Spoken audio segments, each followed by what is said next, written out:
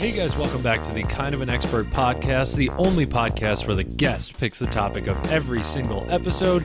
My name is Corey Tyndall, and as always, I'm your host. And this week, I sat down with New York City comedian Katie Boyle to talk about Ireland. Katie spent the first 20 plus years of her life in Ireland, has been in the U.S. for almost a decade, and so we talk all things differences among the countries, different accents, the different styles of comedy that they have over there versus over here.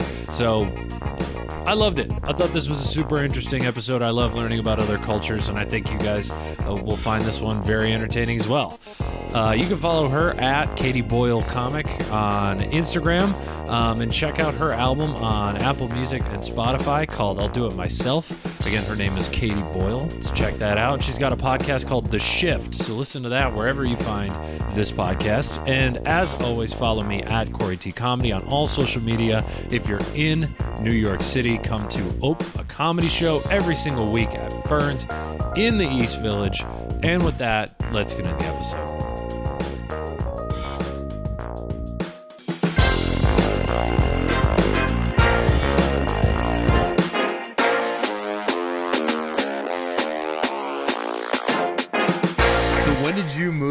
When did you move to the United States? It'll be 9 years in November. Okay. So as an adult. Yeah, I was 20. I just turned 24. What brought you here? Comedy? No, I started comedy a few months into living here, but okay. I never even like that would have been the craziest thing if you went back 9.5 years ago and was like, you're gonna do stand-up. I'd be like, You're mental. No, I came here for art, so it was either Berlin or here, and I'd gone on a holiday here, and I was just like, I feel like I'm meant to be here, type of like moment. Sure. Yeah. I just loved your it. Average white girl moment when they visit New York City. Yeah, absolutely. Like, this is my place. This is where I should be. Yeah. Uh-huh. I mean, my people don't have a history of colonization, so no, that's true. That was a new move for that was a nice confidence. You should take over New York. You know what? You watched the British do it for so long that you were like, my turn. Yeah, it's your turn. Well, with Berlin I had gone, and I just was, I guess New York is so easy to get around, and then obviously like I speak English. I thought that would be helpful, but I really had to like relearn a lot of words and how you pronounce words. Oh, and I definitely want to get into that. I never would have thought. Yeah, because we speak a Hiberno English, and so and we like put the emphasis on the vowels, or not the vowels, but I guess in the how you say the word differently. So I didn't like, I've had to like just adapt a bit to that, but and slang, all of our slang nobody understands here. Okay. And we speak predominantly in slang. Sure. So yeah, that was something. Like, give me what are some like very common like right now we're in your gaff. Which would be the living room? Like, I mean, it's house, so sure, okay. This is an apartment, but yeah, this is your gaff.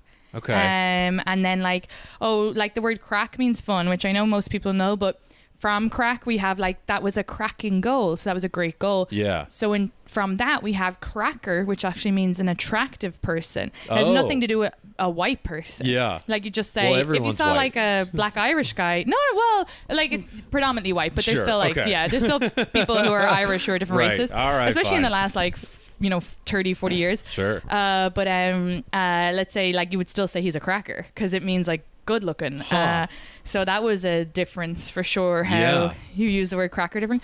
Or we would say like he's a ride, or like something's minging. That means it's disgusting. But even that slang is probably getting outdated back home, because I've never heard my sisters saying that. Or I'm in bits means I'm sick, or like the state of you.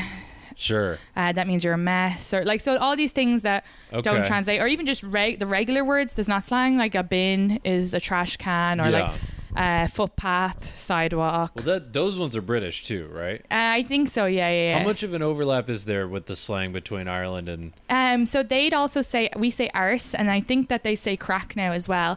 And then they say, I think that's pretty much it. There'd be some crossover, but for the most part, the slang is quite different. But we'd understand each other's slang. Like, I'd understand British slang from just watching TV shows. Yeah.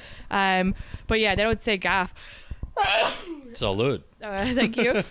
Or like in bits and stuff. They wouldn't say cracker or cracking. Or like shift is kiss. They wouldn't say that. Okay.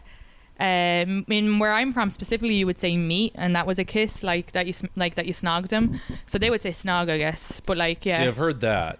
Yeah, so we don't say that, but we would say, where I'm specifically from, my sisters wouldn't say this because they're growing up in a different part of the country. But meet is like I met him, like I shifted him, and they would say shift. Okay. Interesting. But these are words that don't even sound like they could be. So you know, it's like you have to like really, or like even just pronouncing words like tuna. There was one. This is going to sound offensive, and I'm okay with you. I'm not going to say cut it out. But okay. So for underwear in Ireland, we say KNICER.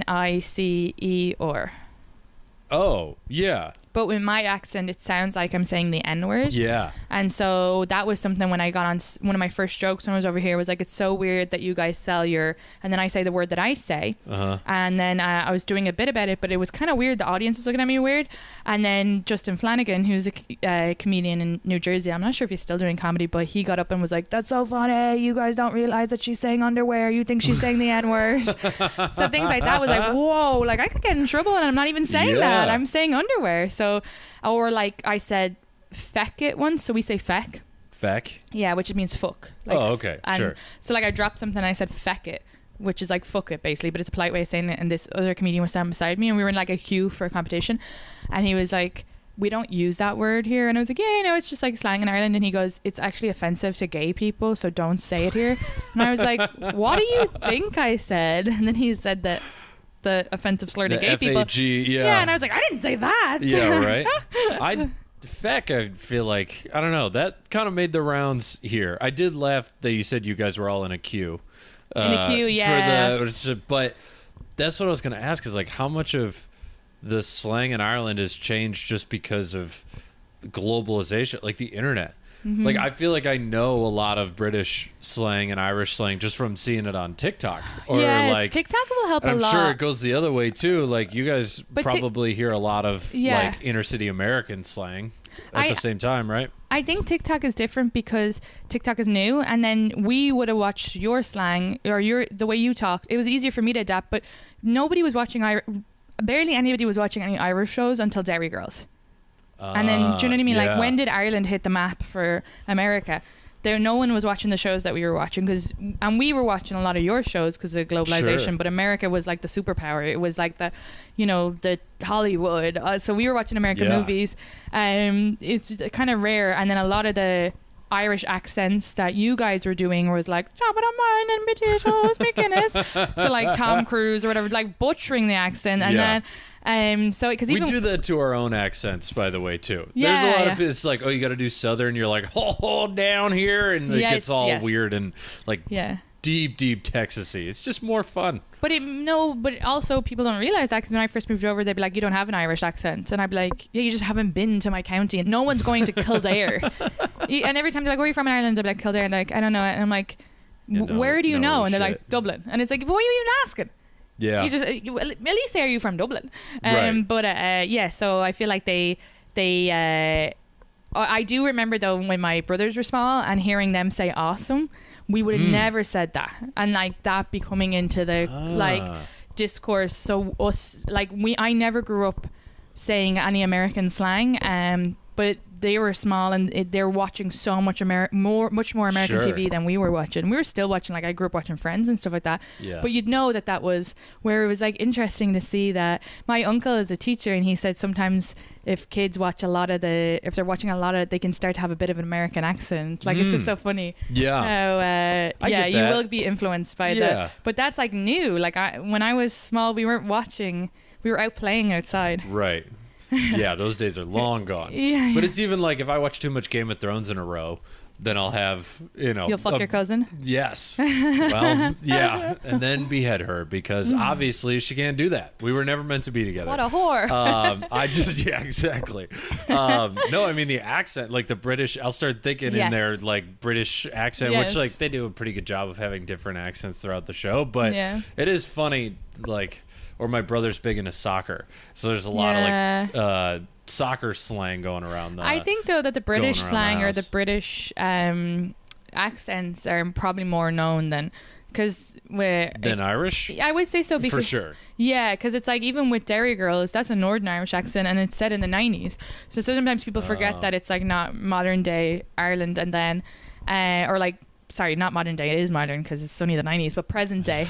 I have bad news. The 90s is not modern anymore. I guess so, yeah. It's been 30 years. I guess so. But yeah, like, and then if you were to watch like Love Hate, which is a different show that people don't watch over here, but if they were, they'd hear like a very different accent. A lot of people watch Normal People, which is like the country accent, but that was probably the first time.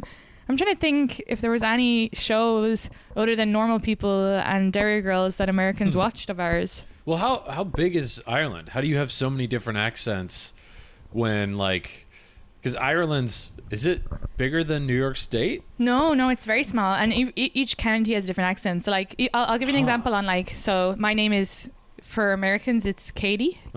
Yeah. But the way I would have pronounced it growing up was K-E.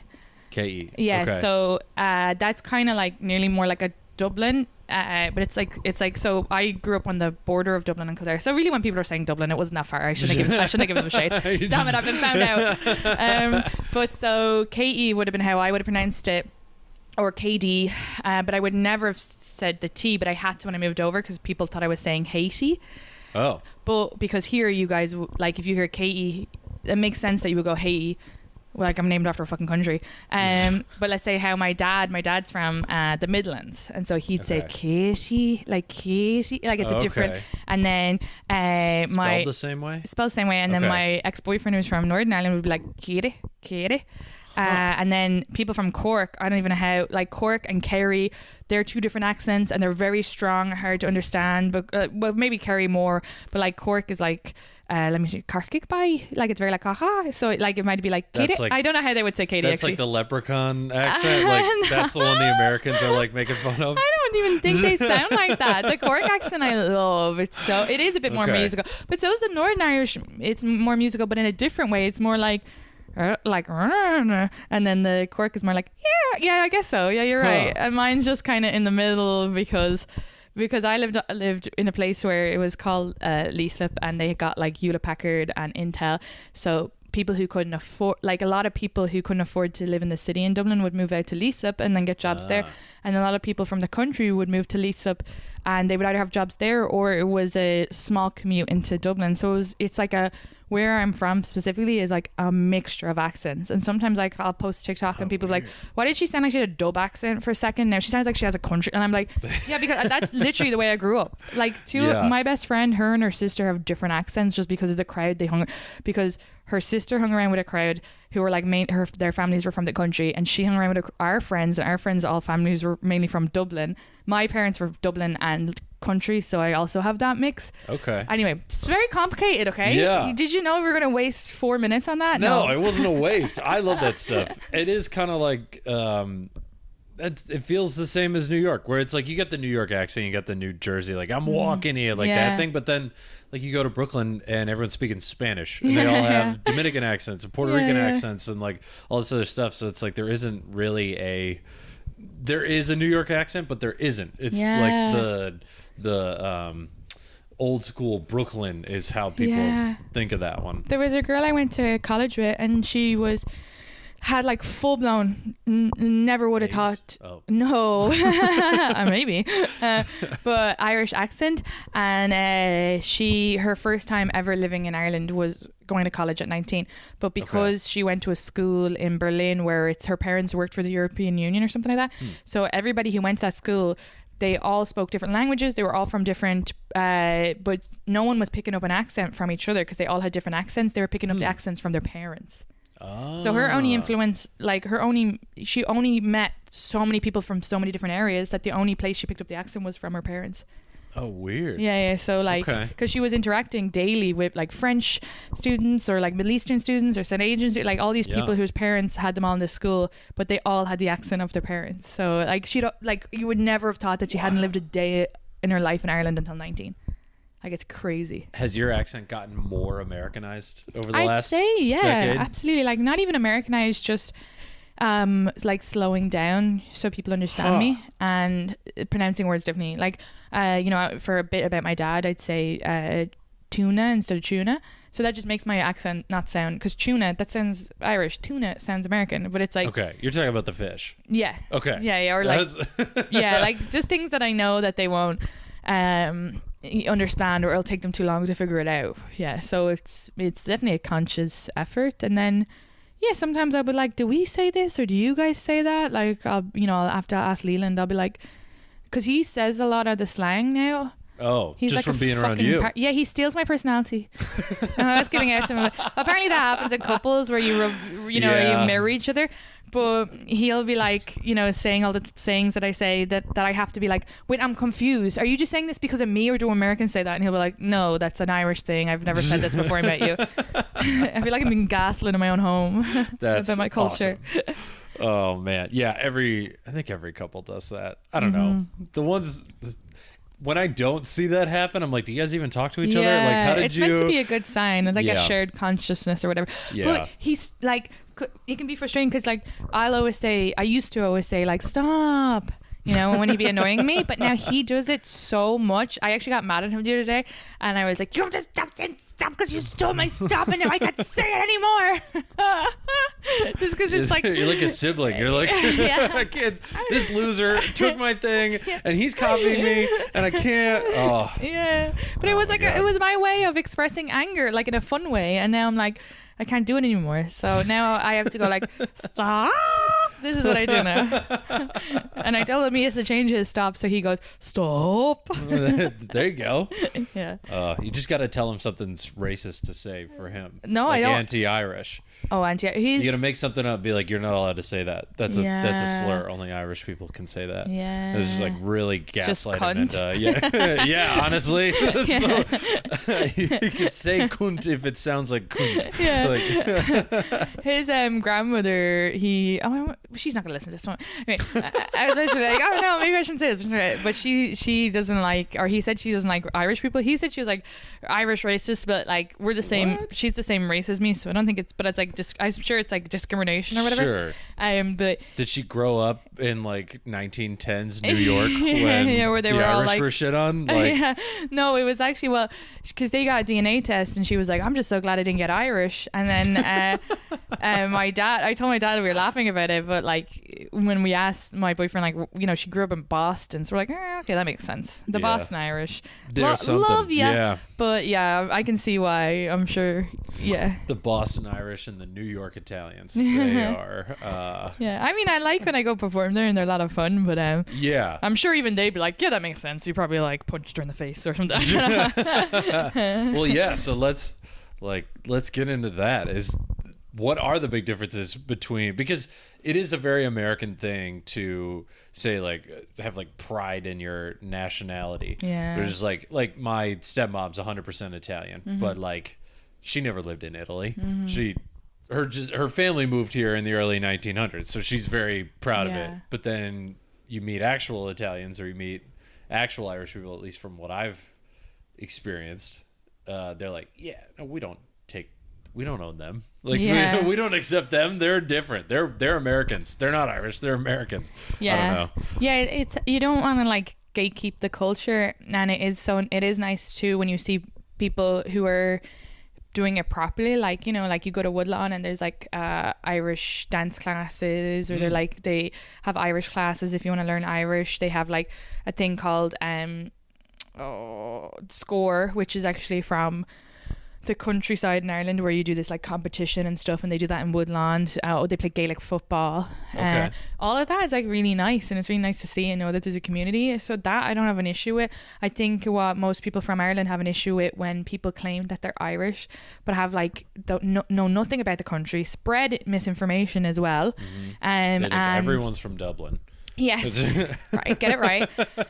But they also put a shamrock against these like really crazy beliefs sometimes, where you're like, okay, because there is some Irish Americans, and this isn't all. The ones that I talked about before are great, and love that you're celebrating culture, but then there's some who are like, mixing up, let's say, the fact that it's Republic of Ireland, which was when we got our freedom, well, was more to do with, getting equality and being like, okay, not to get too much into the history because that'd be too long, but there's some Irish Americans who think that because of the Republic of Ireland and they know their family are from the Republic, they think they need to be Republicans. And it's like, how did you manage? So like, you know, when people are like singing old folk songs, sure, they're thinking like, they'll write on comments on YouTube clips like, yeah, up Trump. And you're like, this song embodies everything that Trump is not. Like, you've totally so that, like, I went to this Celtic festival, and a lot of people were like nice that I talked to and stuff. And a lot of them like, yeah, we don't know where we're from in Ireland, but you know, we're Irish. And you're like, okay, well, at least find out that. But then the other part was, I was walking down the street, and this is meant to be like some Irish American town, and I saw like fuck Biden flags and like pro Trump, and you're kind of like, you're celebrating the fact that your people are immigrants. Why would you want to support Trump, who is anti, like, so do you know what I mean? Like, it is that where you're kind of like and then some other like stuff too, where you're like, Americans in general as well are like a little loud, no offense, so when they come over and they're like, I'm from Ireland, and they're like being loud and messy or whatever, but then some come over and it's so nice because it's like helping with tourism, and they really they want to like celebrate the culture. So it's like just a balancing act. It's like I think when specifically saying Irish American, person from Ireland would have an issue with that. I get, you know what it is too, when they say I'm from Ireland, I'm from the home country, and then they're also spitting like these outdated beliefs, which I think like as well, no one now, like, you know, that you'll be like, we don't believe in that, and like we want everybody to be equal, and we want, you know, so it's that kind of thing where it's like or like just saying stuff like I can't. It's hard to explain, but like, anyway, we're fine with Irish American. No, I get it. Yeah, the same thing happened with like the Nordic countries, where like the far right kind of adopted Norse mythology as their, like, a lot of their symbols. You know, like the hammer, the wolves, like all these. It's very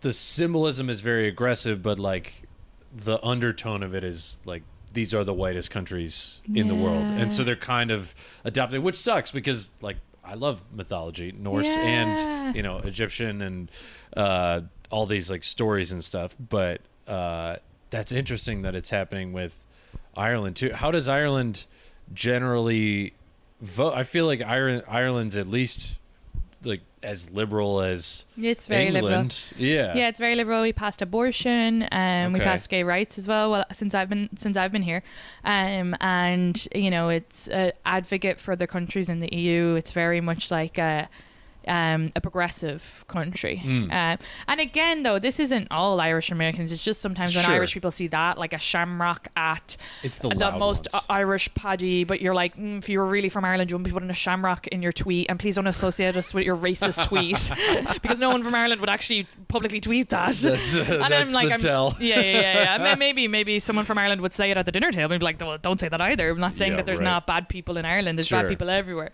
But yeah, you do see it more with like I remember like during BLM, I was seeing all these, like, you'd see people sharing around these tweets, and I'm like, that person's not from Ireland. They wouldn't have a shamrock in their name. But it's just like navigating that too. That also, why do people not want to address the fact that they're also American? Like, why would you want to say I'm Irish instead of I'm Irish American? Because you're two of these cultures. And that's okay. That's okay to... Not many people want to say they're American right now, just because of the 5% of the country that really wants to say how American they are. It's like, you know, you got people being like, I'm American, God damn it. You're like, well, I'm not that. That's why it was weird to see this Irish American town. But also, I don't know if maybe that wasn't Irish Americans with those flags. It was just strange to see.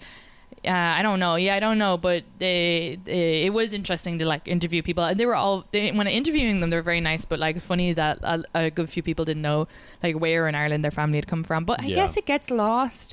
Even if you know, a lot of the time the names get mispronounced coming through Ellis Island. That information could be lost. So not to hold that against them either, because it might be hard to find out your history. Yeah. There's plenty of people that went through Ellis Island where like they would give the person their last name and they'd be like, nah, you're Smith now. It's just like, whoop, gone. Like no chance of figuring out where your line came from. Because like Leahy, they pronounce as Leggy over here, or Gallagher, they pronounce as Gallagher. Yeah. So like all those names got mispronounced coming through Ellis Island.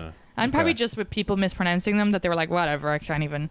Yeah. And then now Irish Americans pronounce their names differently than back home. Yeah. Well, you've got a pretty, like, your name translates pretty easily. Boyle, yeah. Yeah. If it was in Irish, it wouldn't, though. What is it in Irish? Boyle. Boyle. Yeah, so Bhaoil. Okay. But it was never, mine was never in Irish. It was Boyle for a long time. Okay. Yeah. Interesting. Do people in Ireland drink as much as Americans want them to? Probably. I do think we drink a lot. I mean, we drink a lot too, but it's the stereotype. I think you guys drink a lot. Yeah. I think we drink a lot, but we drink on the weekends. Whereas you guys, we kind of binge drink, and you guys drink like every day. Oh, interesting. But like maybe 3 or 4 drinks a day or something, like instead of the 12. Where we get like hammered on the weekend, like blackout. Don't worry. There's plenty of us here that do that as well. Yeah, but yeah, we do drink a lot. I'm working on a bit about it now, but how that we drink because we don't take pills. We're not a pill. There's a big stigma on taking pills in Ireland. Yeah. Which I feel like a lot of us probably do need the pills, but alcohol really helps with like a lot of, you're just self-medicating. So so I'm working on a bit about it now, but yeah, so self-medicating. I think that's like, well, you've been in the city for a while. Mm-hmm. You probably met Americans from a bunch of different regions. Which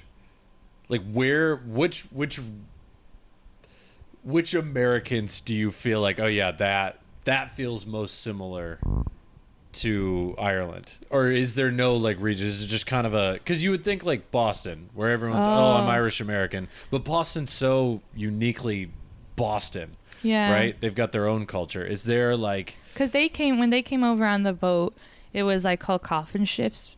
A lot of people would have died. They would have witnessed their families dying. Yeah. So they went through like a good bit of trauma. They were coming from the famine a lot of the time, so they were already coming starved.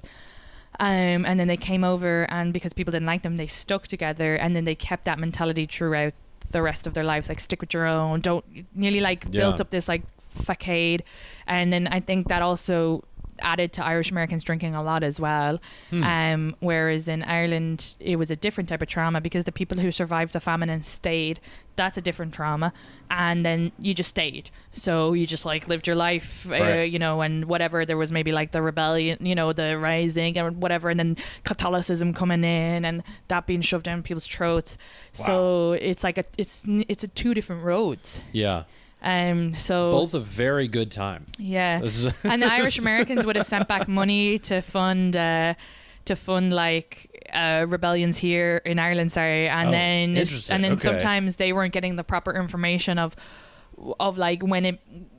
I'm scared to talk about this part because this is like can be a touchy subject back home, so I won't get into it too much, but I know like that they also were like always sending money, and it would go into like these organizations to fight against the Brits and stuff like that. But it's just like it's like a 2 different experiences. Wait, what was the question? I totally went off on a rant. I loved it. I don't feel like when I meet Irish Americans at all that I'm like, and in no group, even the ones that are like doing the Irish dancing, and because when I see the ones who are really into the culture and Irish dancing and able to speak Gaelic, I feel guilty because they're fucking more technically Irish than me then, because I grew up outside the city and I learned how to step, like do the basics for Irish dancing, but like I was like, and I played Gaelic football till I was 15, but I also like just was like living my life as a kid. I never really, it was there.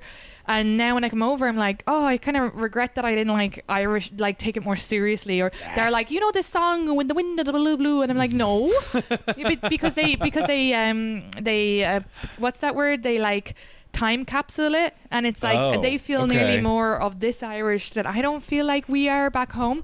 But then when I got home, I'm like, my sister plays a lot of trad music, Irish music, so I'm like, I want to go to a pub and listen to Irish music, and it's like I'm like, I can't, I missed this about home, and it's like, no, I only started doing that after I moved here. Yeah. But so then with the Irish Americans who are the other ones, a couple like where they're like just saying they're Irish American, but they're probably like 1%, or their dog was Irish, or they're just like because a lot of time when I'm sure if people did DNA tests, they'd be like, shit, I've been, but I don't relate to that either. But I have mainly related to people who are children of immigrants in general. Sure. So like a lot of my South Asian friends or my Middle Eastern friends, not even just the immigrants, but the ones who are first generation, I relate a lot because it's very similar to Irish culture.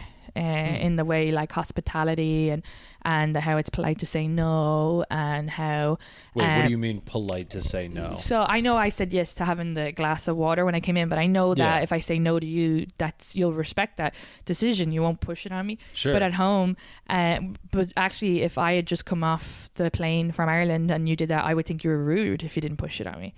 So in Ireland, you're meant to say no multiple times. No, I'm fine. No, I'm not chasing. No, I'm not hungry. No, no worries. Wouldn't want to put you out. And they're like, stop. It's no bother. It's no bother. And then they like make you the tea or the food. So you have to do that dance.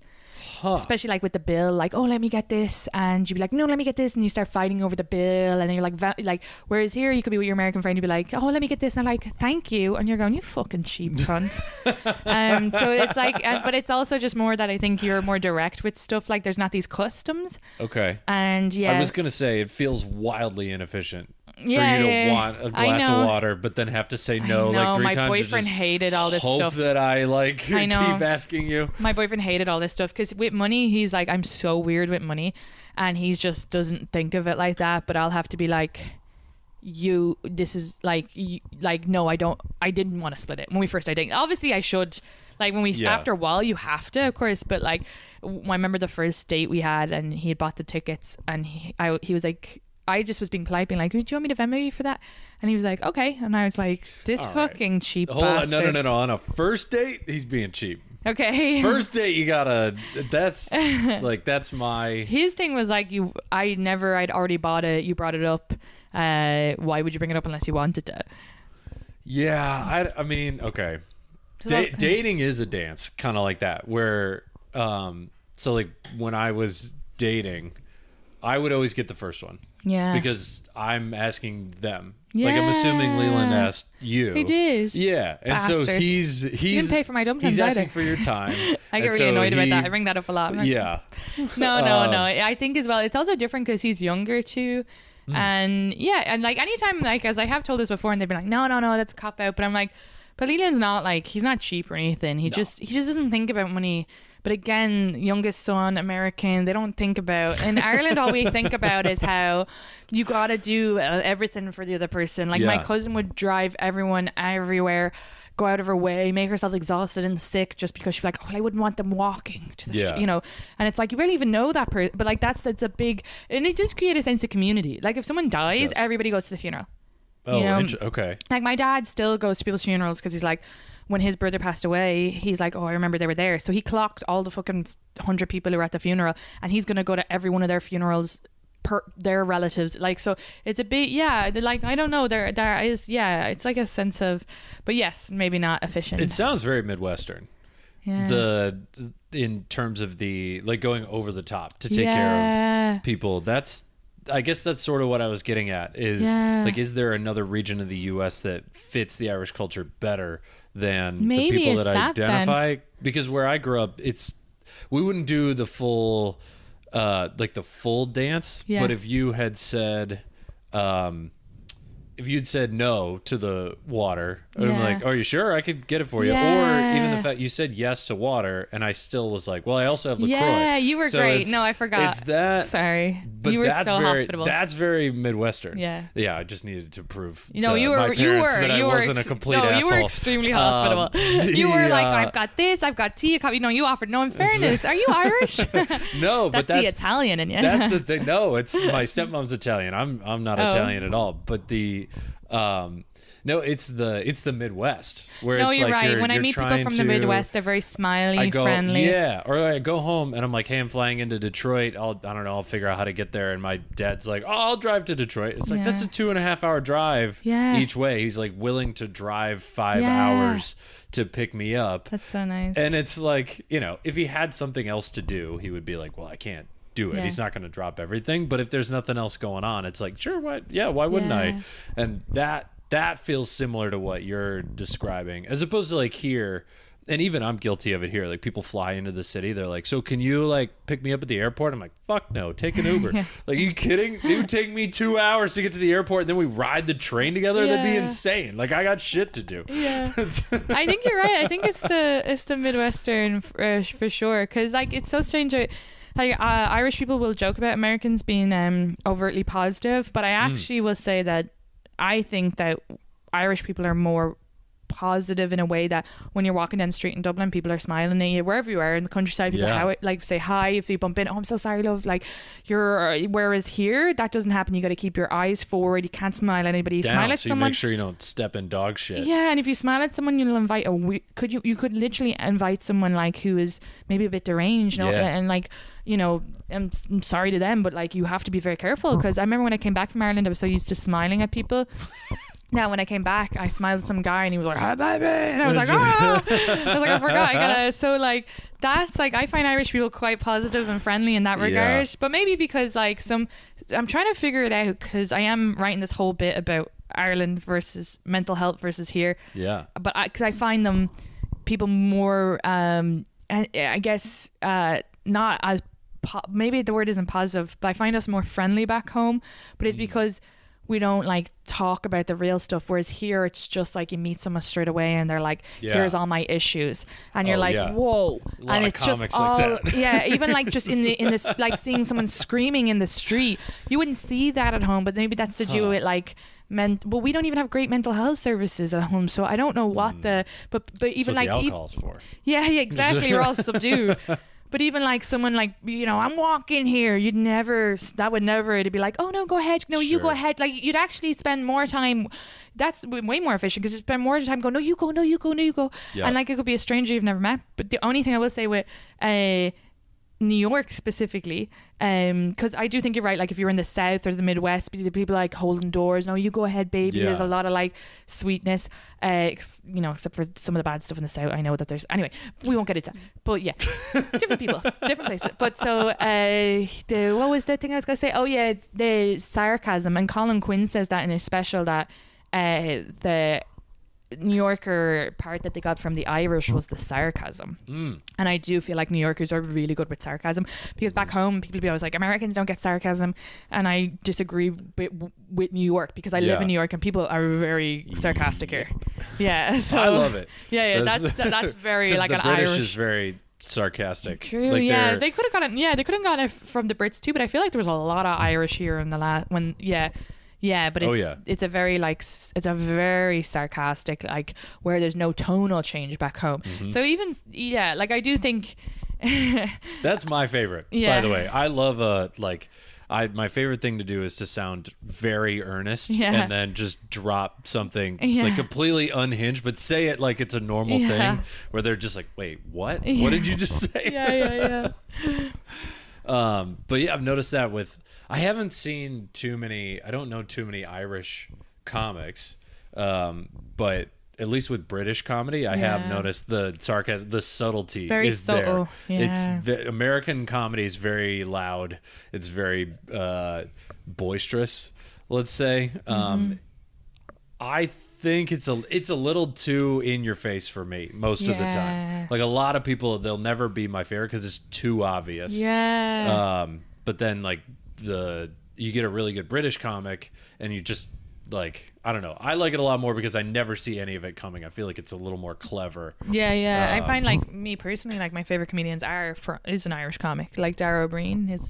He does a lot of crowd work, and he does a lot of like he sometimes some of his things on YouTube are 2 hours long, and he just goes up himself, does all the crowd work, and then links it into but has like the best written jokes you'll ever see. Like it's so great and sarcastic, and so people are always like, you don't know this American comedian or them, and I'm like, no. Don't even want to be influenced by it. It's like, do I do a show with him? Then no, if I don't. And I'm sure like some of it, like I've seen like some of the greats, but even then I've watched way more of like the Irish, or there's a couple of British too, or like just all over the place. But I don't just like when they're like, oh, you don't know this I'm like, do you know this Irish guy? Do you know this British guy? Right. Or do you know this whatever? Like I used to love actually Trevor Noah when he originally started out. I loved his, and that was before I was doing that was maybe just when I'd started I found him, but and he's South African, but I just wanted to say that in case people were like, do you think he's British? No, I know he's South African. But didn't he start in London? Oh, I don't know. I thought he started in South Africa, because he has but he has this whole thing about doing his first hour 2 years into comedy in South Africa, and all is like a documentary. Okay. And all these other South African comedians were like, for fuck's sake, I've been doing 2 years, you know? And it was kind of inspiring as like a young comic to be like, okay, you never need to, you know, just do what you want when you're ready. There's need to be like, because sometimes older comics will be like, don't do this, don't do that.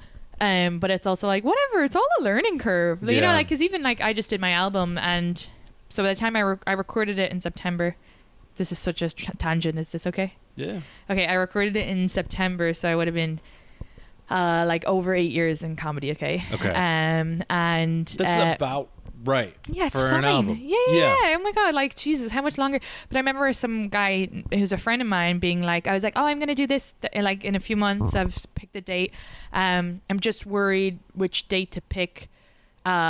You know, either August or September. That's all I said. But then he replied, what did he say? Okay, I have to get this right, because he said, just, okay, if you're going to do it, just remember it's on you. If you fuck this up, that's on you.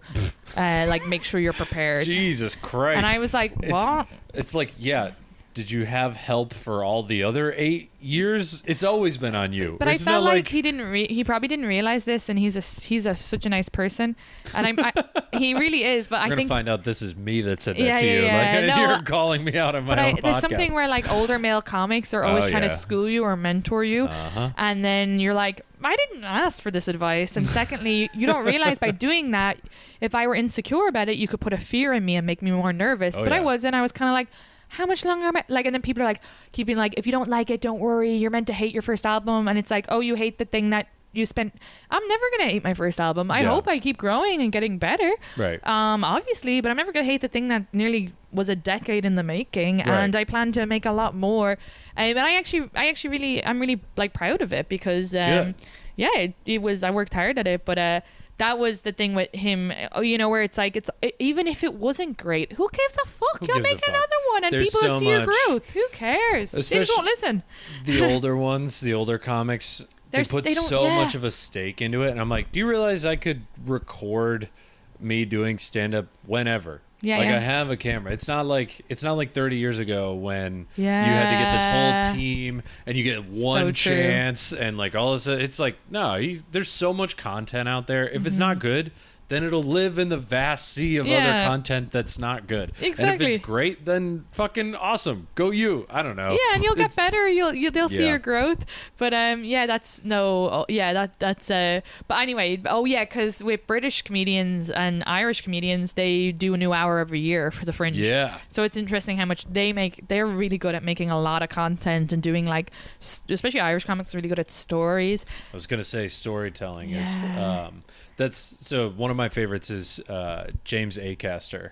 Okay. British guy, but he does a different album and different hour every year. Yeah. And then he put out 4 of them at the same time on Netflix, and they were all connected over 4 years at Edinburgh. He did them all, and it was they're super funny. Everybody should look them up. But they are very like story-esque. The whole point, it's got a through line throughout it. It's not the punchiest. Like it's got real. It's way more of a show than a New York stand-up style hour. Yeah.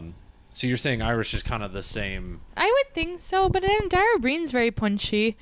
But they definitely love a good story for sure.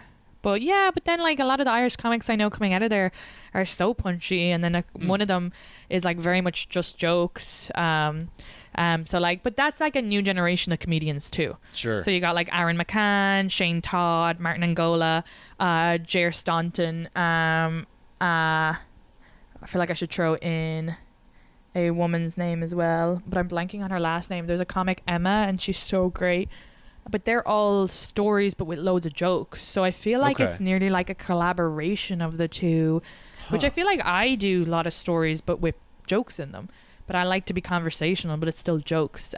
Sure. Jansu said the same thing. I'm gonna just look up Emma's name. Doing comedy in London. If you guys haven't watched the episode with Jansu, it was I think like 10 episodes ago. That was a very good one. But are you feeling sort of the globalization? Oh, Emma Doran. From comedy? Like, are the people coming up in Ireland acting more like the LA comics and more like the New York comics than when you started, or since you never started in I don't think they're trying to be anything. I don't think they're trying to be like New York. Definitely not like LA. I think that's just Irish people in general are very funny. Sure. Just in general. So I don't think, but I don't know. I just don't think it's just storytelling, but I don't think that's. No, I don't want to minimize. Yeah, I don't think it's necessarily influenced by New York, because the UK also does like a lot of story and jokes. So I don't know what. I think that's just their own. Okay. Yeah, I don't think it's. Yeah, I don't know. I don't know. Because I just think people back home probably see more UK comedy than they see. But I don't know, because of TV and Netflix and stuff like that. But I definitely don't see anybody who's like LA. Okay, that's good. Because LA is more acty, and that would be like. It's not even stories. It's not stories or jokes. Yeah, but I don't know if I've seen enough back home either. Yeah, so it's hard to kind of answer. I just see what comes over here. Sure, that makes sense. So I don't know. I want to ask you how often this happens. So one of the places that I do stand up is this bar up in Midtown, and I'll tell you the name of it later, but I'm not trying to get people in trouble. The whole staff is Irish. Yeah. And one of the things that they talk about is how often they do green card marriages. Yeah. And how often they like come over to the US for like 6 months to try to make as much money as possible in the US bars, and then like send it back home, or like head back home with sort of like a head start. Yeah. And the way that they would talk about it is them saying like, oh, everybody does this. But I'm also sitting there going like, it can't be everybody. Like, do you feel like it's everybody because it's everybody that you know? Or is it like, how often is that sort of thing happening? I don't know. It's definitely not everybody, but I'd say a lot of people for a long time, like decades, Irish people have come over and worked in bars for as long as their visa, and then gone home with 20 grand to get a deposit on a house.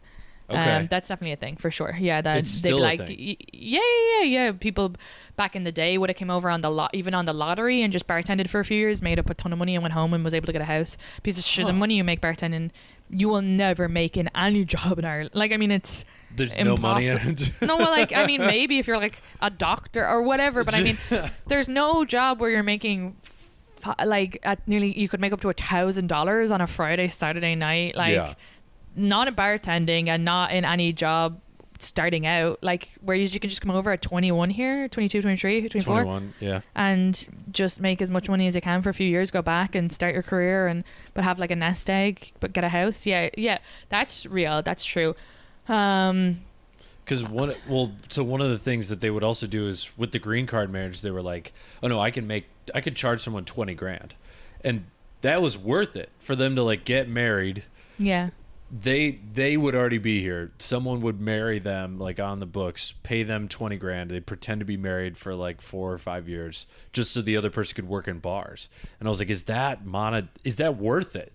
Is 20 grand worth it to come over here and be able to work for a while? Let's do the maths now. Yeah, what is how much is a pint in Dublin? I have no idea how much you could even. A pint in Dublin is only like, well, it depends. If you go to Temple Bar, it's going to be €8, but it's like usually traditionally like around the country like €4 or €5. Okay. But like, let's say if you're working 5 nights a week, making minimum 500, okay? Yeah. So by 52 is 1 year, so that's 130 grand in a year.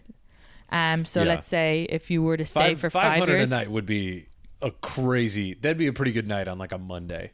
Yeah, but like on average, I don't think it's too far off. No, my ex made that. He would work. He was making 2,500, and he would work 4 nights a week. Wow. Because he was making like 500, and then the other 2 nights between the two of them over 1,000. Holy shit. Yeah. So a lot of these guys in these bars, especially in like Hell's Kitchen, Midtown, can make that. Yeah. But that'd be 650,000 in 5 years. So yeah, if you spend, and even if divide that by 2, so like even if you make half that's 300,000. So even if you've spent, that's 325,000. Even if you spent 25,000 on the green card marriage, that's still 300,000. Now you've got a citizenship. You can you know, if you decide to stay and have kids, that's a good point. You can work legally and pay taxes so you don't get in trouble. Well, how much would you make in Ireland? Well, you're never going to make that.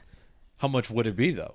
Like what is what is the difference? Yeah, if you're gonna bartend, let's say like at a nice place, and so let's say the 500. I didn't include your rate of pay, but I'm just saying some of these are probably off the books, sure, yeah. and they just don't pay you when you're off the books. You just live off tips. But let's say €8 by 40 by 52 is 16,000. 16,640. Yeah, because But like, let's say that's probably like minimum wage is 8 something. But let's say you're like you've worked your way up and you're a good bartender. You wouldn't get more than $12. So here an hour in Ireland. Oh, in Ireland. You don't make tips. So there's no tips. By 40. That makes sense. By 52 is 24,000 before tax. Wow. Yeah. So it's a big difference. Yeah. And like majority places, you're not getting tipped as a bartender. You get tipped as a server, and it's 10%. Oh, okay. Yeah, most. Interesting. Yeah. Oh no, it totally makes sense why people would do that. 100%. I guess, yeah. Not having lived anywhere else, in my mind, I was like, oh, you get like caught and deported, and you're out 20 grand. But if the difference is that much, I guess I never really did the math. Yeah, it's a risk. You could get caught, you could get deported, you could get hurt. If you get hurt here, like I knew a guy who got hurt and he had to go home because of the bills. It was just too expensive. Oof. And just like ran out of the country. They're not giving. He gave his wrong name and everything. Yeah. And then you another guy who went on a trip to a place, but it was still in the States, but they did random checks. And he didn't obviously have a visa, so he literally was taken that night. Wow. And his girlfriend had to pack up his stuff and like fly it over. That would be. He didn't even get a chance to go back to his apartment. Oh no. I know. Oh God. And he probably can't come back to get it ever. Either, no, right? 10 year. Like, you get a 10-year ban. 10-year ban. Yeah, but like I feel like people like that are like, I'm just here for a good time, make some money quick. Whereas, but you can also come on the student visa. You can come on the after. But like that, those guys that I knew that did that, they didn't go to college, so it's easier to go if you go on a college visa, like you're just at a college and you're coming over here to like find a job or intern or whatever. And then I know a bunch of people who came over because Columbia or NYU sponsored them because they have PhDs and they need their qualifications. So a lot of Irish, if they have PhDs, can come over here and work for the colleges. Okay. Yeah. Interesting. So why did you come to the city? Because it wasn't for comedy. For art. Right. Yeah. So what kind of art? I did visual and installation. So I was interning at MoMA for a while. Okay. So did you get like the work visa through MoMA and then? No, not through MoMA. How did that work? What was the process for you? Oh my God. Like to move here? It was just really long. I had like a J1 visa and I was just lucky I got sponsored. Oh, okay. Through like art stuff. So yeah, I was really lucky. So are you still on a visa or are you No, a I citizen? have a green card. Yeah. Okay, green card. Yeah. Would you ever become an American citizen? Yeah, just to be safe, because when you have a green card, Sure. you're not fully safe. But okay, what do you mean? Like, well, I can't pee in the streets. Not that I want to do that. I mean, I can't pee in the streets either. Yeah, but you'll just get arrested. I'll get deported. Anything that I do. Technically, if someone comes up to me and I don't have my green card on me, which you don't want to carry it around because you don't want to lose it. Right. But if you don't carry it around with you, it's actually a violation of having a green card, so you can be deported. Like, I mean, they can. That would be like kind of crazy, but they can do whatever. You're pretty much you're still vulnerable. Same way as you are vulnerable as a woman with, like, you know, lots of situations. Sure. But yeah, as a green card holder, you're not. You still don't. Other than they don't give you as much hassle going through the airport. You're just, when you're citizen, it's less scary. I get really scared about all that stuff. I have dreams about like American prisons and things. I don't blame you. It's funny. American prisons are terrifying. Yeah. Do you have your green card on you right now? No. Well, we're calling the feds. I'm sorry. You fucked up. This is the last I'm podcast you're ever going to do. Yeah, no. No, I have my New York State ID, so I'll just put on an American accent if I meet anybody. There you go. Yeah. What are they going to do? Because of racism. Yeah. Hell yeah. So we got like 5-10 minutes left. What have we missed? Okay, so Irish accents, Irish cultures. Cats? Oh yeah, cats. You want to do cats at the end of it? So it was either when you messaged this morning for the people listening, you were like, well, I could talk about being Irish and from Ireland, or we could talk about owning cats. And I was like, honestly, I kind of want to talk both. So cats, I have 2 cats. I technically have 3. I have one in Ireland, and he's indoor outdoor. His name is Wilson. So like after the ball, so when I would call him, and then when I would call him for food, when I would get home from work, I'd be like, Wilson, and he would be like, meow, meow, meow, meow, meow, meow, meow, the whole way. It was so cute. And when I go home now, because I left him with my parents when I moved over, when I call him, he'll meow up the field. He'd be like, meow, meow, meow, meow. My dad said he only does it for me. So it's adorable. It's nice that I have a very specific high-pitched voice, though. So sometimes they'll mimic it to try and get him to come. My sister will do it, yeah. That's okay. But yeah, he's cool. So then you got the 2 cats here. And he's like also, before he's like ripped because he's out in like the fields and he's like... He's catching shit? Yeah, he's like he's like a big, massive, muscly cat. And then my cats here, like one of them is Madra, which is the Irish for dog, and the other one is Prati, which is the Irish for potatoes. And so we got dog and potatoes, the cats. Yeah. Awesome. Yeah. Love that. So Prati is only a kitten. He's just less than 3 months. Okay. And then Madra we've had since October, and he was 4 months when he came to us. But it's funny because Madra's like kind of fat already, and like it's hard because they're indoor. Yeah. Yeah, you can't let them out in the city at all. Yeah. This might be offensive, but it's kind of like Madra is Irish American and Wilson is Irish because in Ireland it's like kind of harder to put on weight because the food is less salty, and then so when people who move from Ireland or are Irish American, it's harder for us to not put on weight here in the States. Okay. Because we have like a famine gene, so any people who have suffered from the famine, your body, whenever you put on weight, is always fighting to get back to that weight. So for Irish Americans and people from Ireland who move over here, it's really hard for us not to put on weight because everything's so salty. Yeah. So that's why it's like funny when I see my cat, I'm like, oh, you're like me when I first moved here. And Wilson's like when I was back living in Ireland, because I put on a lot of weight when I moved over first, but then I had to be like, whoa, I gotta cut out everything. But that must be, but I at least had the experience before of eating healthy. It must be so hard, and it's also obviously like it's so expensive, so if you're like, it's really hard to eat well, so it's like no judgment at all. But the cats are an analogy, but because the cat is just in the apartment, so he can't like exercise. How much better is the food here than in Ireland, or not? It's not. It's not. Do you know? It's only better when you go to like a Mexican restaurant. Everyone talks about how much worse it is. Well, yeah, I would assume Mexican would be better. Yeah, when here, you go to a Mexican restaurant, you go to like, but like it's like every town has like an Indian restaurant, every town has a Chinese restaurant, and every town has an Italian restaurant.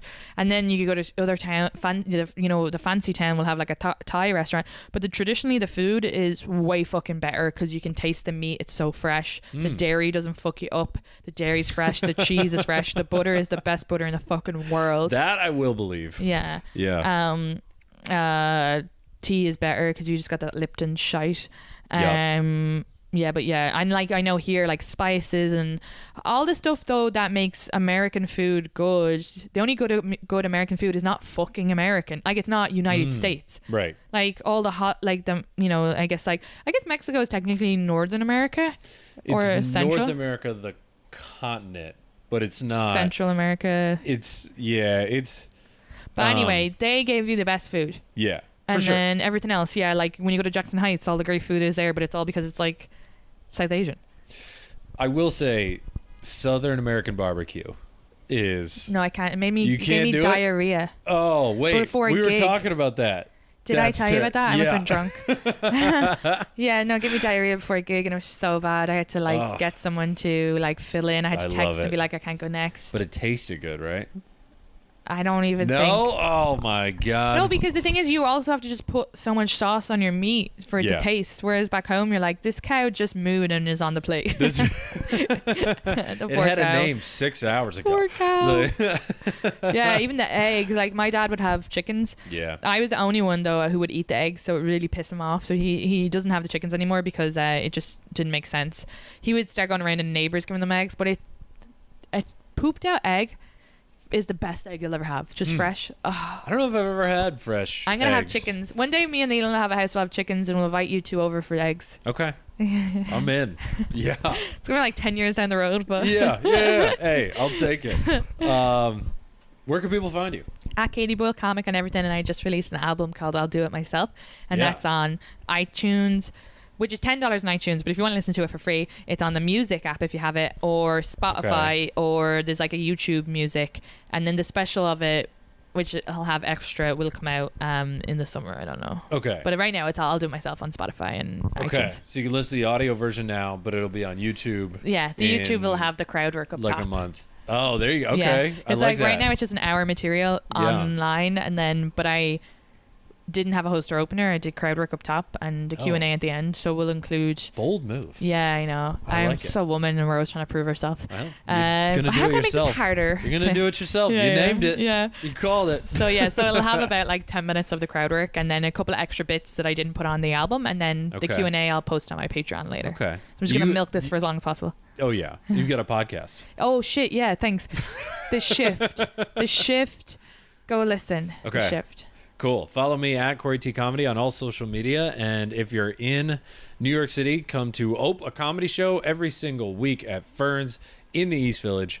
Katie is doing it soon. I don't remember exactly what day. I can't remember either, but I'm excited. But yeah, if you like this episode and you're in the city and you want to see her on the show, shoot me a message on Instagram. Whatever show you're coming to, we'll book her for that one. I'm excited. Let's do it again soon sometime. This is great. Yes, thank you.